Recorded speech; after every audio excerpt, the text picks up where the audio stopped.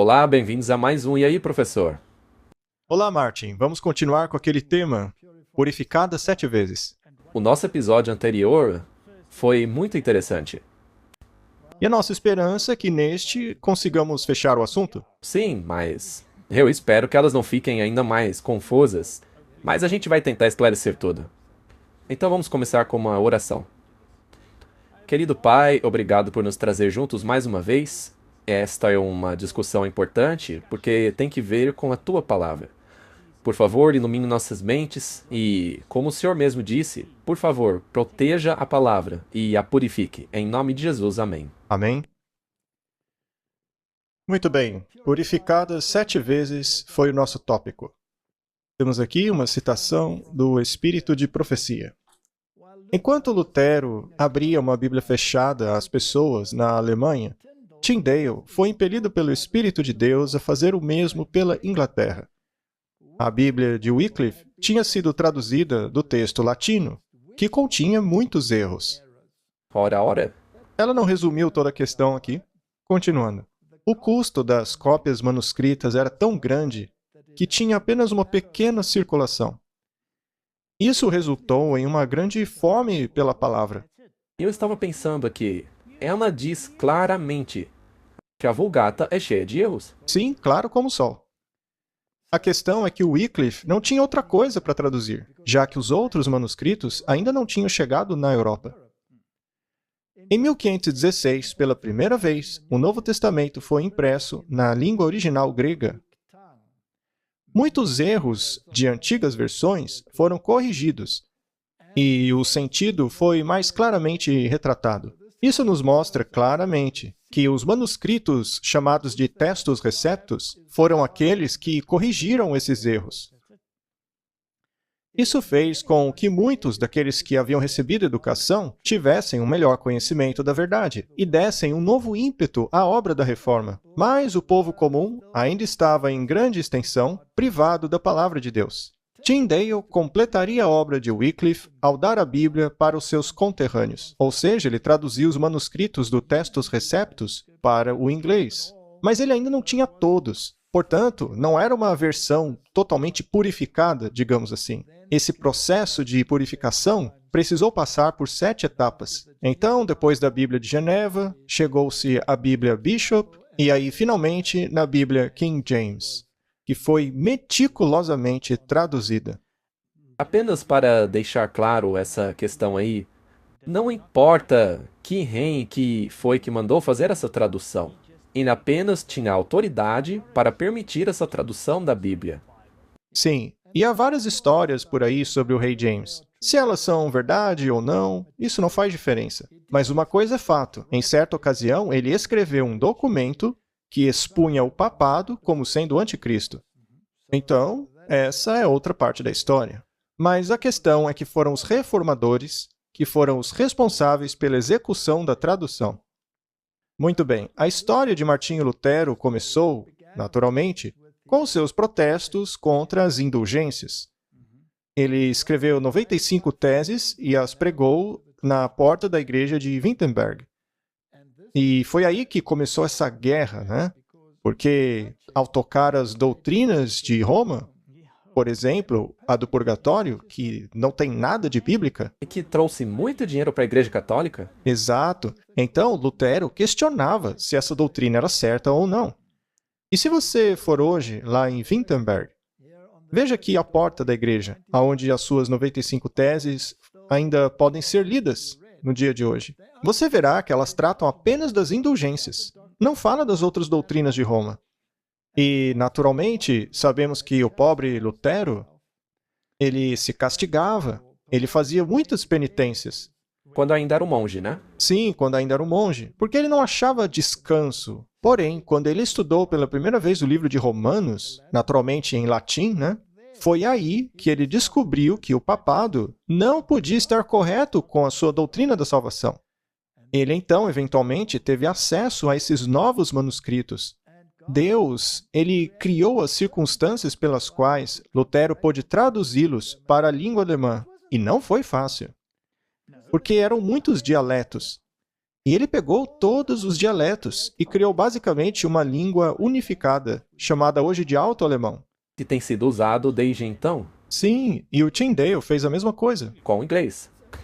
Muitos dizem que o Shakespeare é o grande responsável pela língua inglesa moderna, mas a grande verdade é que o Tyndale é ainda mais importante.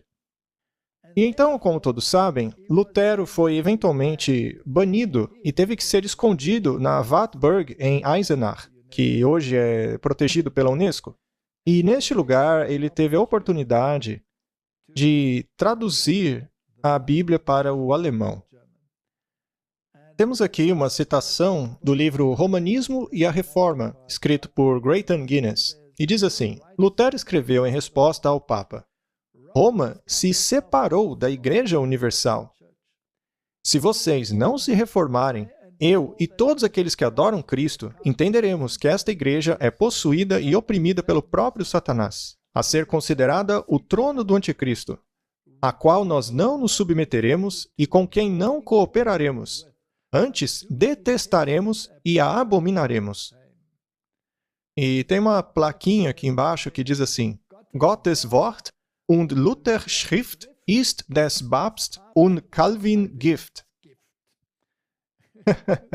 O que isso quer dizer é que a palavra de Deus e os escritos de Lutero são o veneno do Papa e de Calvino.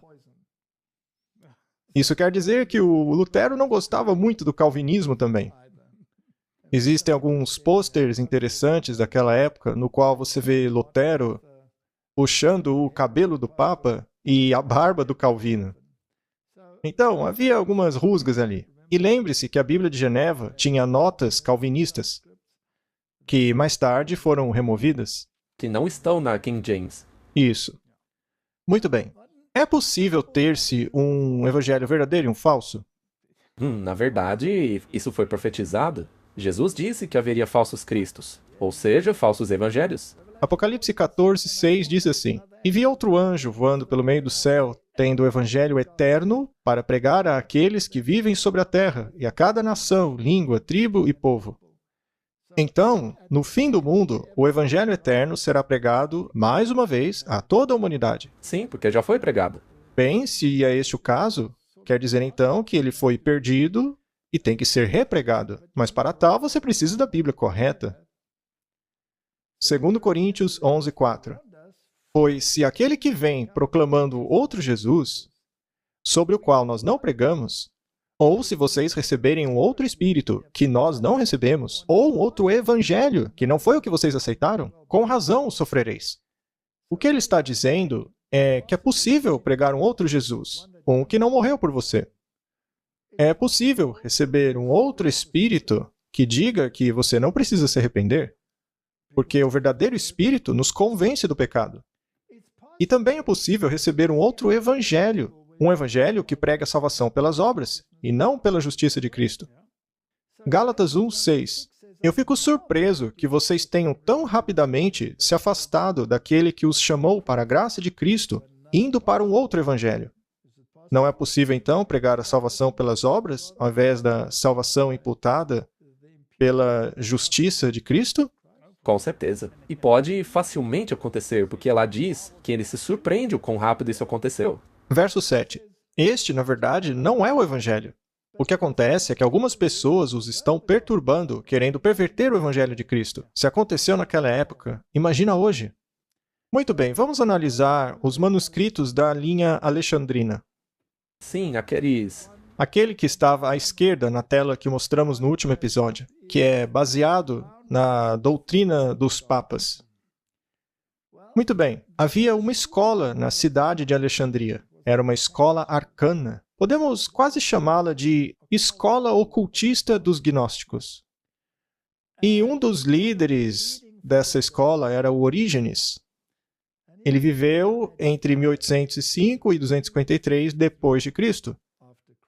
Bom, esse Orígenes, sendo um gnóstico, ele perverteu as Escrituras. Ele alterou as palavras para nos levar a entender que Cristo não é tão divino assim, como diz a Bíblia. É um Jesus um pouco menos divino. Sim, E desde o início, houve pessoas que o acusavam de apostasia. Em contraste a ele, você tinha a linha de manuscritos lá de Antioquia, da Síria, da Bíblia Pashita, por exemplo, que compõem o Textus Receptus. Mas os manuscritos de Orígenes possuem mudanças gnósticas. Que descrevem Cristo como sem o ser criado. Exato, que rebaixam a natureza de Jesus. Agora, seguindo essa linha de manuscritos, vamos pular para o ano 262 até 340, no tempo de Constantino, onde o imperador romano adotou uma forma de cristianismo. Curiosamente, na moeda desse imperador, vemos o deus Mitra de um lado e do outro a cruz. E aconteceu que este imperador relacionava-se com Eusébio de Cesareia. Esse Eusébio era um bispo, e o imperador Constantino o incumbiu de criar uma Bíblia ecumênica que permitisse ao paganismo entrar no cristianismo. Era uma Bíblia estragada, se você quiser chamar assim. Então, chamar esta Bíblia de Bíblia ecumênica é bem apropriado. Bem, esse Eusébio era um seguidor de Orígenes. Então, ele reuniu alguns manuscritos, cerca de uns 50 deles, e 2 daqueles que sobraram eram provavelmente associados aos manuscritos vaticanos e sinaíticos. Após isto, então, veio Jerônimo. Jerônimo era um seguidor de Orígenes. Ele também havia tido esses ensinamentos. Ele, então, pegou esses manuscritos, provavelmente do Eusébio, e traduziu o original grego para o latim. Esta é a Vulgata que o papado declara ser infalível e que se tornou a norma da doutrina romana. A Vulgata é aquela que diz que Maria pisaria na cabeça da serpente. Sim. E não Cristo.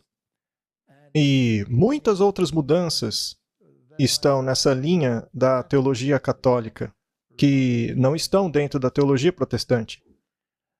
Aí você tem o Império Otomano, quando os turcos invadiram o Ocidente, começando naturalmente pela Grécia, e os acadêmicos gregos, com seus manuscritos gregos, o Textus Receptus, começaram a chegar no Ocidente por meio da Antioquia e da Síria, como eu já disse, por meio desses acadêmicos. Então, Erasmus de Roterdã, um bispo católico, acabou pegando esses manuscritos e os colocando em ordem. E esta coleção tornou-se o Textus Receptus. Ele fez cópias do Novo Testamento em grego.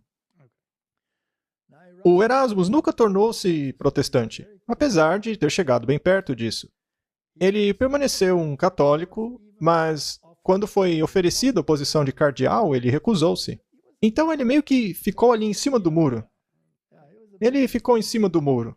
Mas a questão é que ele nunca escreveu manuscritos. Ele apenas os ordenou, conforme eles vinham chegando desses acadêmicos gregos. E então esses documentos foram utilizados por Lutero em sua tradução do Novo Testamento para o alemão, baseando-se no original em grego. Agora, entre esse período de Erasmus e a escrita do Novo Testamento para a língua comum, o alemão, e para o inglês, por Tyndale, nós vamos avançar no tempo para Tischendorf, que viveu entre 1815 a 1874. O que é interessante é que os católicos romanos, a fim de combater a Bíblia da Reforma, os jesuítas se reuniram para escreverem a Bíblia Douai, porque ela foi escrita em Douai. É por isso que ela tem esse nome. E a Bíblia Douai foi baseada nos manuscritos vaticanos e alexandrinos. Essa Bíblia deveria servir para combater a Bíblia da Reforma Protestante, que basicamente foi a Bíblia King James. Assim como, é claro, a Bíblia alemã de Lutero, assim como qualquer outra tradução que veio dos protestantes. Ou seja, a partir do Textus Receptus. Isso, a partir do Textus Receptus. Houve então um grande embate para convencer o mundo de que esses manuscritos protestantes não eram os melhores. Mas a única coisa que eles tinham era esse manuscrito mutilado do Vaticano, que nem sequer tinha Gênesis e Apocalipse. Aí, em 1844, olha que coincidência, Tischendorf, que curiosamente era um protestante, encontrou um documento em um balde de lixo no monastério de Santa Catarina, ali no Sinai. Claro, aquele Monte Sinai lá, segundo a Igreja Católica. E este manuscrito, então, foi comparado ao Vaticanus, e constatou-se que eles eram semelhantes. E eles declararam ser um documento do quarto século, o que supostamente torna esse documento uma cópia muito pura do antigo texto bíblico. A questão é que há centenas e centenas de omissões e mutilações nesse texto. Sim, há lugares que foram reescritos 70 vezes. Sim, vez após vez. Mas o interessante é que ele foi encontrado em 1844, logo no mesmo ano do grande reavivamento adventista, 1844. E o interessante também é que esse protestante que encontrou o manuscrito o dedicou ao papado. E o papado, naturalmente, ficou muito feliz, porque agora existe um segundo documento que foi acrescentado ao manuscrito Vaticanus, apesar dos dois serem mutilados. Os dois manuscritos contêm livros apócrifos que falam de baboseiras sem sentido. Ainda assim, esses dois manuscritos se tornaram sinônimos de pureza. E o Tischendorf escreveu este documento em grego e acabou tornando-se a versão que, segundo eles, seria a mais antiga, porque é datada do quarto século. Se eu me lembro corretamente, o Tischendorf encontrou esse manuscrito em 1844, mas ele estava incompleto. E aí ele voltou. Ele voltou e, poucos anos depois, encontrou o resto do manuscrito e o organizou. Mas agora eles tinham dois manuscritos. Aí, dois professores das escolas protestantes de Oxford e Cambridge, cujos nomes eram Westcott e Hort, pegaram esses manuscritos, ou seja, o Vaticanus e os Sinaiticus, e organizaram o texto grego de 1881. E esse texto grego de 1881 tornou-se a base para todas as novas traduções. Elas estão em harmonia com os manuscritos católicos. Então a gente regrediu no tempo.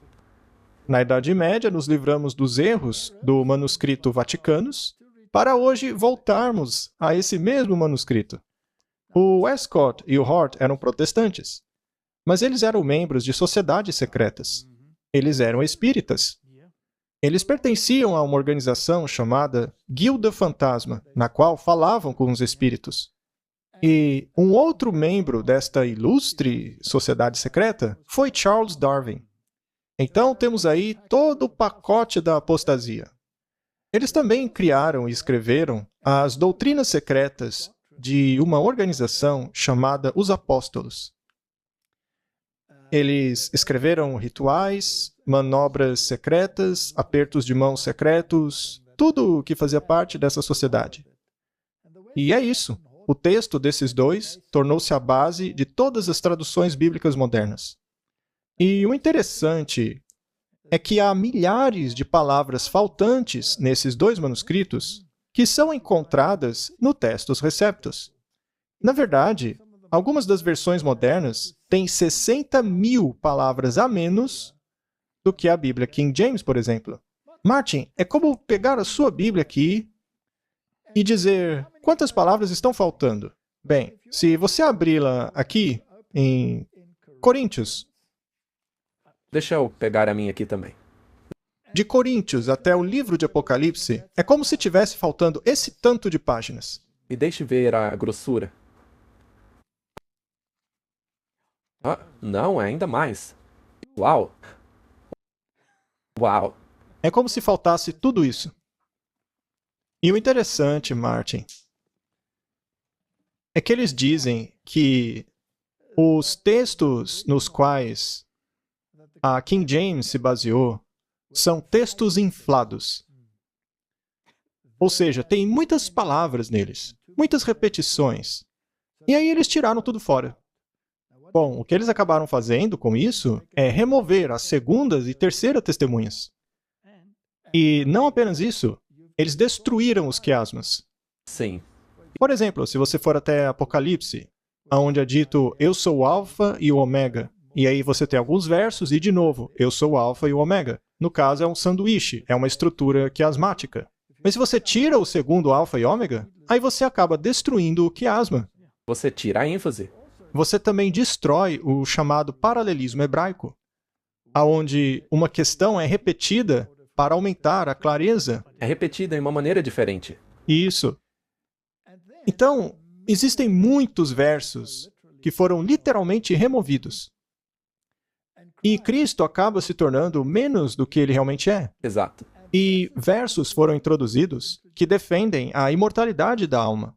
Foram introduzidos versos que removem o arrependimento, para assim encaixar a doutrina católica. Então, os textos de Westcott e Hort, que foram dois ocultistas e membros de sociedades secretas, que aliás diziam que a Mariologia é legítima. Somente um católico diria isso. Eles podiam simplesmente ter pego a Vulgata e não ter que ter tido todo o trabalho que tiveram. E eram darwinistas.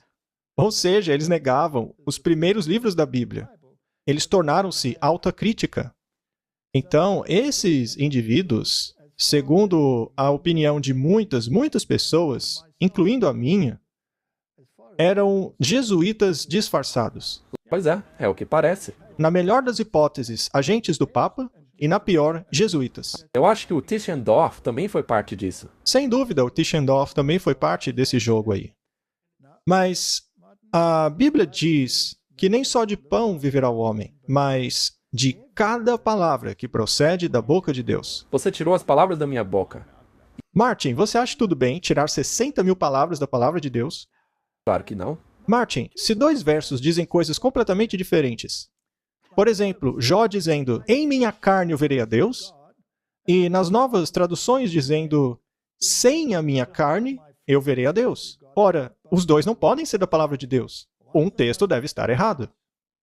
Se a nova tradução diz que seres celestiais tiveram relações sexuais com a humanidade, e o Textus Receptus diz que aqueles que seguiam a Deus, os filhos de Deus, tiveram relações com as filhas dos homens, ou seja, as mulheres da linhagem de Caim, em qual você vai acreditar? Se você tem duas linhas, uma diz, em minha carne eu verei a Deus, que é o Textus Receptus, e a outra diz, eu verei a Deus sem a minha carne, você tem que fazer uma escolha, porque as duas não podem estar certas. Se as novas traduções removem a divindade de Cristo em muitos lugares, tornando servo ao invés do filho, isso também é problemático. Isso cheira muito à influência gnóstica. Então, todas essas questões juntas, além do fato de que eles eram da alta crítica, me diz que há algo de muito errado com esse texto. E eles admitem, nas novas traduções, que eles se preocuparam com um texto eclético. Por favor, explique isso pra gente. Isso quer dizer que o texto está sempre mudando. Mas Deus disse que a palavra dele permanece e que não devemos subtrair ou acrescentar nada dela. Como ela pode, então, estar sempre mudando? Exatamente. Na verdade, é uma maldição para quem faz isso. Exato. Além disso, as versões modernas são aquilo que chamamos de versões dinâmicas equivalentes. O que seria esse dinâmico equivalente? Significa que, além de estarem sempre mudando, elas dão apenas uma ideia do que Deus disse, porque elas acabam sendo filtradas pela mente de um teólogo. Ou seja, é uma exposição daquilo que o teólogo acha que Deus está querendo dizer. É baseado na teologia dele. Como mostramos, a King James nem sequer colocou comentários, como tinha na Bíblia de Geneva. Sim. Mas aqui os comentários estão de volta.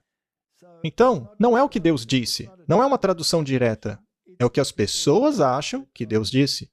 Isso acaba trazendo situações ridículas. Por exemplo, quando Jesus declara que todos os alimentos são puros. Mas no texto original ele não diz isso de jeito nenhum. Isso leva a Bíblia a se contradizer. Então, todas essas questões são questões dignas de serem estudadas. Vamos continuar. Eu só queria dizer que, se existe uma tradução moderna que alega ser uma tradução direta, bem, para ter certeza, veja a partir de quais manuscritos ela foi traduzida. É claro, e mesmo se for uma tradução direta, se foi uma tradução feita a partir desses manuscritos, da linhagem católica, aí entra aquela questão, será que eles são mesmo a palavra de Deus? E como já vimos, isso é impossível. Eles não podem ser. Portanto, é interesse de quem criar essa mudança de teologia?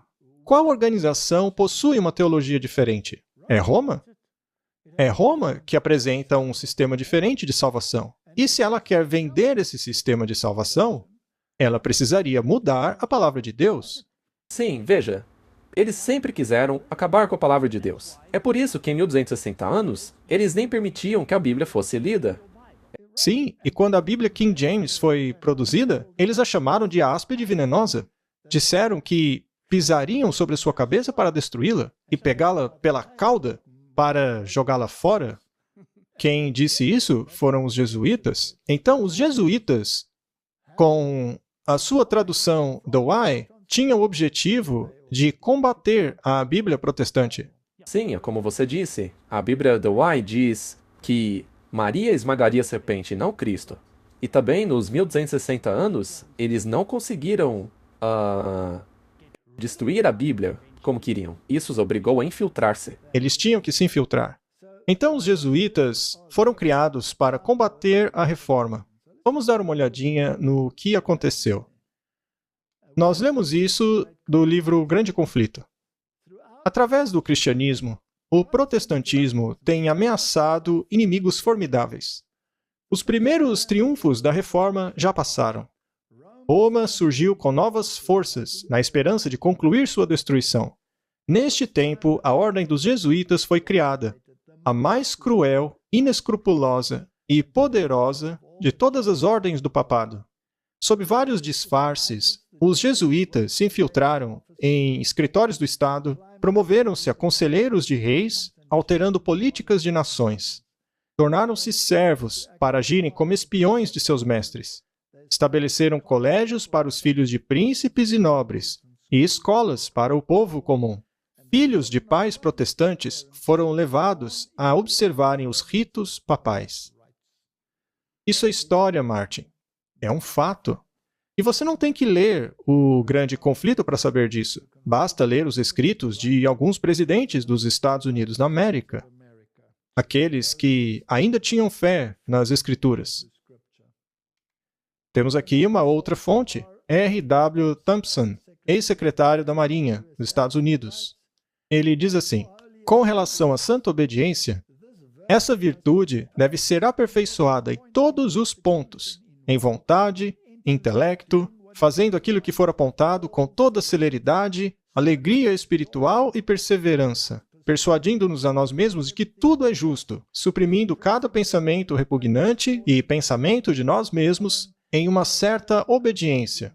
Que cada um persuada-se a si mesmo de que aquele que vive sob obediência deve mover-se e ser dirigido sob a providência divina por seu superior, como se fosse um cadáver. Perinde as si cadáver esset, o que permite ao indivíduo ser movido e conduzido a qualquer direção. Essa é a ordem dos jesuítas. Eles obedeciam ao Papa como se fossem cadáveres. Eles não tinham vontade própria. Se o Papa ou o superior deles dissesse que algo preto era branco, então era branco. Uau! E o alvo de destruição deles era a Bíblia, o Antigo e Novo Testamento. E eles se orgulhavam disso aí. Como já vimos em outros episódios, temos aqui a igreja destruindo Calvino e Lutero. E temos aqui essa criatura que eles chamam de anjo. Veja que ela está destruindo a Bíblia. Naturalmente, a Bíblia que Martinho Lutero publicou ao mundo. Então, o objetivo deles era destruir a Bíblia protestante. Temos aqui mais uma citação do Espírito de Profecia. Qual é o propósito de Satanás?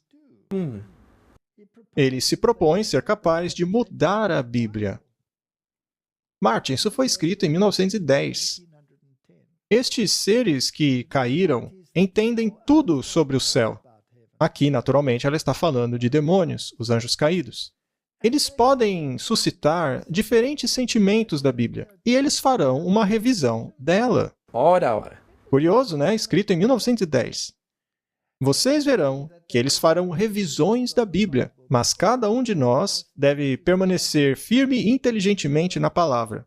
Não podemos ser descuidados, mas temos que ter aquela simplicidade de Deus, que é uma virtude a nós. Nós temos que ter isso. A pessoa que escreveu isso chegou a ver alguns dos primeiros manuscritos dessas novas traduções. E às vezes ela os utilizava quando não eram de natureza doutrinária. Mas quando era uma questão doutrinária, ela sempre usava a King James. Em seus sermões, ela nunca se desviou da King James. E quanto mais ela escrevia, quanto mais perto chegou do fim de sua vida, ela nunca mais usou esses novos manuscritos. Isso é verdade. Mais uma citação do Espírito de Profecia, de 1906. Vocês querem destruir a aliança entre vocês e Deus? Uma aliança perpétua é uma aliança perpétua. É um sinal entre eu e os filhos de Israel para sempre, declara Deus. Pois em 6 dias o Senhor fez os céus, a terra, e no 7º dia ele descansou e se restabeleceu. Esta é a nossa evidência. Vocês verão daqui em diante que haverá aqueles que se cansarão de escutar repetidamente as coisas que eles devem fazer, mas não têm vontade de fazer. E por causa disso, vão querer mudar as palavras da Bíblia. Isso foi escrito em 1906, Martin. E Apocalipse deixa bem claro o que Deus diz a respeito dessas pessoas. Uma aliança perpétua é uma aliança perpétua. Mas é isso, Martin. Ela diz que haveria pessoas que mudariam a Bíblia. E ela utilizava a Bíblia King James. Sim. E, como você disse, para propósitos doutrinários, ela só utilizava essa versão. Sim. E, na verdade, qualquer pessoa pode pesquisar isso. Quando há disputas entre certos versos que nós mencionamos aqui, por exemplo, Gênesis 6, verso 12, onde as versões modernas dizem que foram seres celestiais, ao analisar os escritos do Espírito de Profecia, fica claro que se tratava da linhagem de Caim e não seres celestiais. Sim, e não apenas isso, Martin. Quando um verso está faltando, o que acontece o tempo todo nas novas traduções, às vezes ela escreveu parágrafos ou capítulos inteiros baseados nesses versos. Pois é. Naturalmente, ela não estava utilizando as versões modernas da Bíblia. Wilkinson, no livro Authorized Bible Vindicated, escreveu o seguinte, e aqui ele está falando a respeito das declarações dos jesuítas, ok? Isto aqui são citações daquilo que eles disseram. É por isso que eu coloquei lá na foto essa criaturinha sinistra, esse demôniozinho aí, rasgando as páginas da Bíblia utilizada pelos protestantes. Mas vamos ver o que os jesuítas disseram. Tomaremos o controle do ensino do direito, medicina, ciência, educação. E assim, arrancaremos de todos os livros de ensino qualquer coisa que critique o catolicismo romano. Martin, você não pode nem confiar numa enciclopédia moderna. Eles estão mentindo para você. E o que dizer da medicina? Uou, é bom nem tocar nesse assunto. Porque eles introduziram muitas das práticas modernas da medicina. Mas vamos parar por aí, senão teremos mais encrenca. Nós moldaremos os pensamentos e as ideias dos jovens. Nós passaremos por pregadores protestantes e professores de colégio. Talvez o Cottenhart, o Tischendorf. Talvez também o Newman. Sim, em diferentes fés protestantes. Mais cedo ou mais tarde, vamos minar a autoridade do Novo Testamento grego de Erasmo. Só relembrando, isso aí é a Bíblia protestante, que é a base do Novo Testamento. Assim como todas as produções do Antigo Testamento que ousaram levantar suas cabeças contra o Antigo Testamento da Vulgata e contra a tradição. E assim, nós corroiremos a reforma protestante. E isso foi o que os jesuítas disseram. Martin, os manuscritos do Antigo Testamento. O Antigo Testamento foi baseado no texto masorético. Sim. O Orígenes Aham. fez uma comparação de escritos do Antigo Testamento. Ele tinha um manuscrito grego, que é chamado de Septuaginta, a Alex X, que aparentemente foi traduzida por 70 indivíduos. Segundo o Orígenes, esses acadêmicos foram convidados lá de Jerusalém. E estes enviaram representantes de cada tribo para fazer a tradução. Para começar, isso é ilegal, porque apenas os levitas deveriam estar envolvidos na transcrição dos manuscritos. E para começo de conversa, as tribos do norte nem sequer existiam mais naquela época. Então isso é uma grande mentira. Já fazia muito tempo. Mas uma dessas colunas, na comparação dele dos Antigos Testamentos, é a Septuaginta.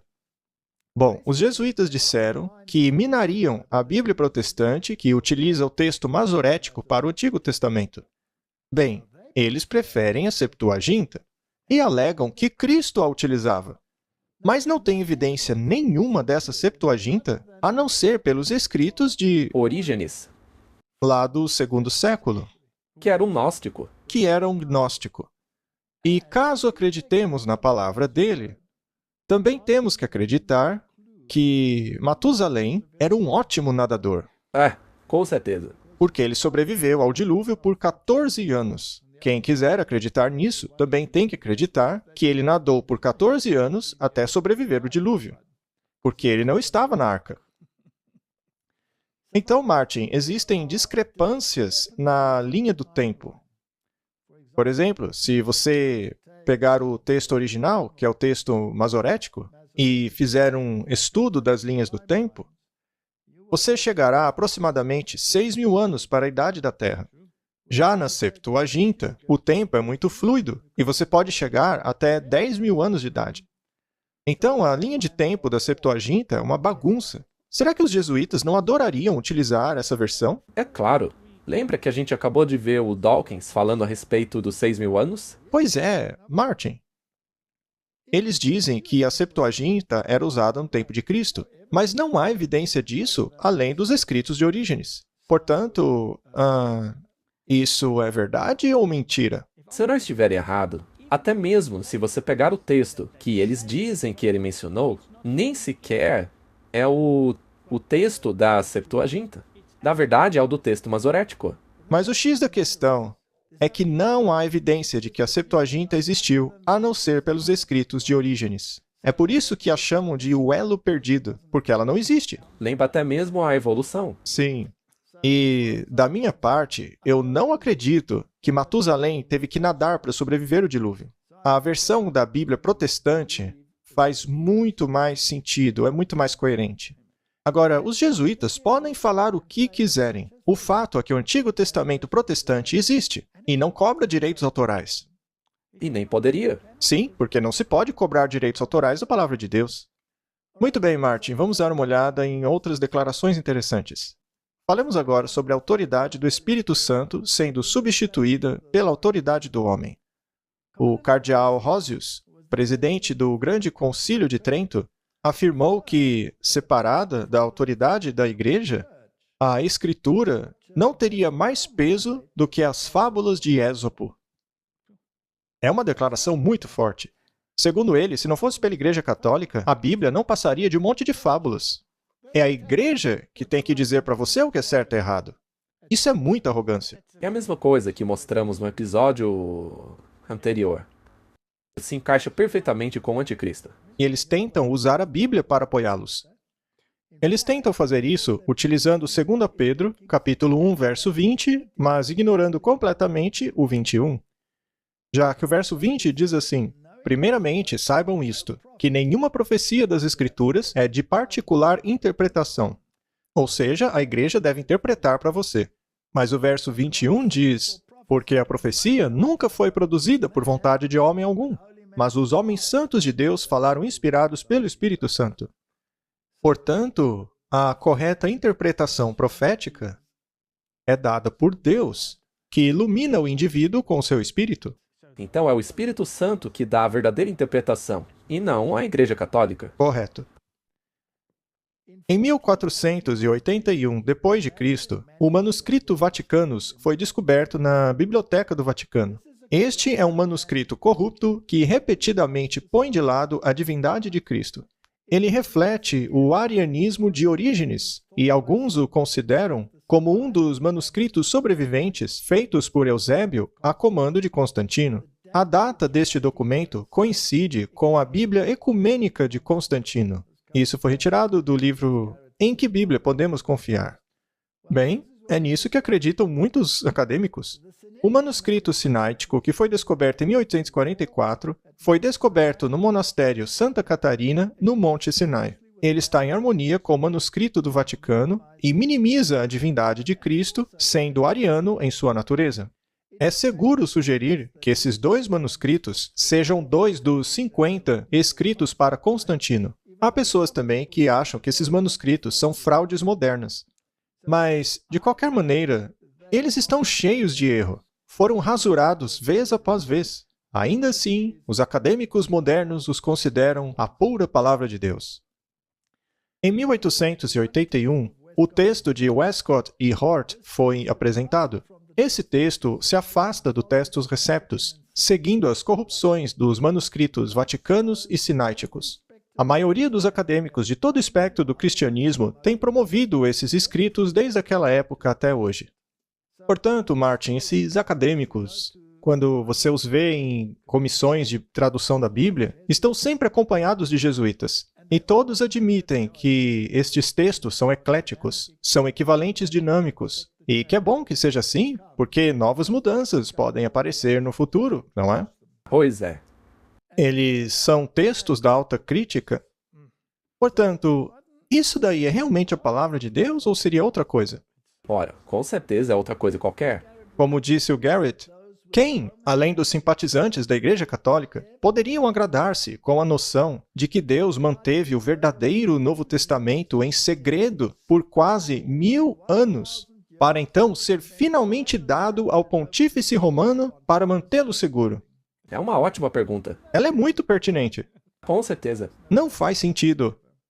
E neste caso, Deus teria dado à Reforma Protestante manuscritos corrompidos, a partir dos quais formaram sua teologia. Sendo assim, temos que voltar aos manuscritos católicos e crer que vamos queimar no purgatório, dependendo do Papa nos dar indulgências para reduzir o nosso tempo por lá. Quanto aos senhores Westcott e Hort, será que esses dois homens eram realmente protestantes ou eram jesuítas infiltrados? Quando se lê os escritos deles, me parecem totalmente jesuítas. Eles eram católicos da cabeça aos pés. Mariologia, alta crítica, a missão deles era denegrir as escrituras, jogá-las na lama. Eles eram evolucionistas, não acreditavam na palavra de Deus e alegavam que os manuscritos vaticanos e sinaíticos eram puros e perfeitos, enquanto que, na verdade, não passam de lixo. E não nos esqueçamos que eles eram espíritas. Eles falavam com demônios. Pois é, em seus escritos eles descrevem como ficavam apavorados quando viam as coisas voando e tremendo durante as sessões espíritas que frequentavam. A verdade é que esses dois homens falavam com demônios. Muito bem, vamos resumir. Vamos ler mais um texto do Espírito de Profecia, publicado em 1897. O homem pode ser exaltado apenas ao lançar mão dos méritos de um Salvador crucificado e ressuscitado. O intelecto mais refinado, a posição mais exaltada, não garantirá o céu. Martin, você não pode pular o arrependimento e a aceitação da justiça de Cristo. Não se pode pular a obediência às exigências de Deus. Não se pode substituir o arrependimento com a penitência e continuar fazendo as mesmas coisas vez após vez. Satanás tinha a maior educação que poderia ser obtida. Ele recebeu esta educação do maior dos professores, ou seja, quando ele ainda estava no céu. Quando os homens falam sobre alta crítica, quando fizerem o seu julgamento da palavra de Deus, chame a atenção deles para o fato de que eles se esqueceram de quem foi o maior e mais sábio crítico, ou seja, o diabo. Ele teve milhares de anos de experiência prática.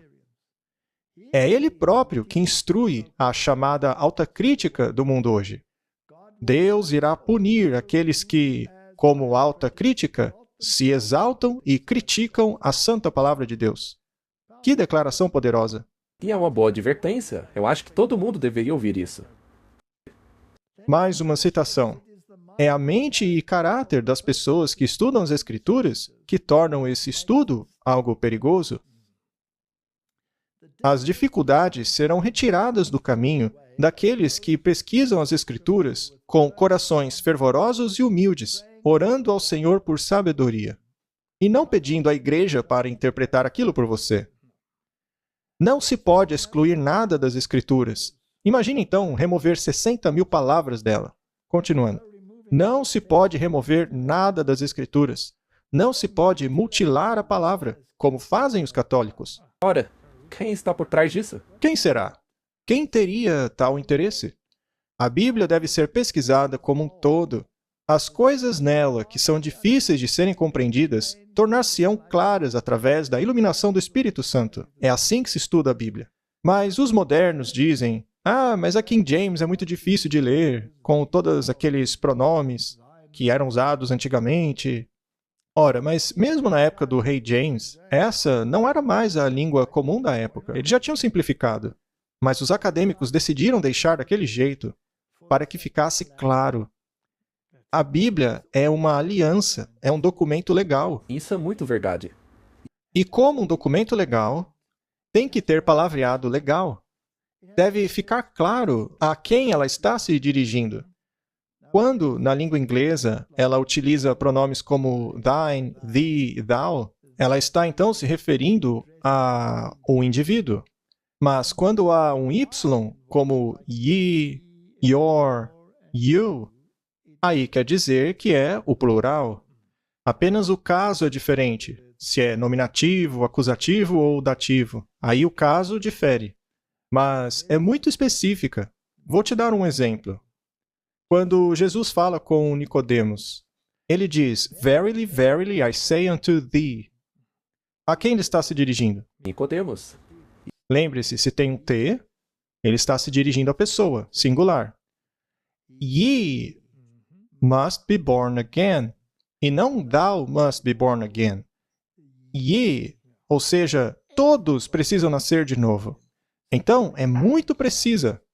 E quando você se acostuma com isso, você quase que não consegue mais ler as versões modernas em inglês, porque você não sabe a quem ele está se dirigindo.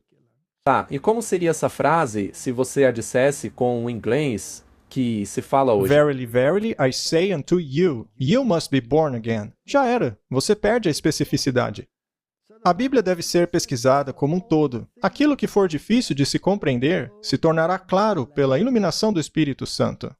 Pela iluminação do Espírito Santo, Martin. Então, temos que ler a nossa Bíblia em oração. Quando se acostuma a ler as Bíblias traduzidas a partir do Textus Receptus, veja, eu não aceito apenas a King James, mas eu gosto dela porque ela se baseia no Textus Receptus, e ela foi purificada 7 vezes. A Bíblia de Lutero é baseada no Textus Receptus. A Bíblia Schlachter, em alemão, também é baseada nele. A versão em antigo africans, como a 3353, também é baseada no Textus Receptus. São as traduções modernas, que têm esses versos faltantes e apresentam anjos tendo relações com humanos e besteiras como essa. Então, devemos decidir aquilo que vamos ler. Vamos deixar então essa decisão com cada um. Mas quanto a mim e minha casa, queremos saber exatamente o que Deus disse, e não o que um teólogo pensa que ele disse. Caso eu queira ler cada palavra que saiu da boca de Deus, eu então pegarei uma Bíblia que tenha saído das mãos dos protestantes, na qual Cristo é exaltado como Salvador do mundo, o Redentor, que nos vestirá com a justiça dele. Eu estou totalmente com você. Quanto à minha casa, também queremos isso. Então vamos orar. Querido Pai, obrigado por ter nos concedido a Tua pura palavra, purificada 7 vezes, que ainda está à nossa disposição hoje. Ajuda-nos a aproveitá-la, a compreendermos o tempo que estamos vivendo também. Nos ajude a entender as profecias, a entender o plano da salvação, para que não sejamos enredados em doutrinas espúrias, como a do purgatório e outras, para que possamos compreender que a nossa salvação está apenas naquele que tem poder para salvar, porque Ele é a fonte da vida, o nosso Senhor, Salvador, Jesus Cristo. Essa é a minha oração em nome de Jesus. Amém.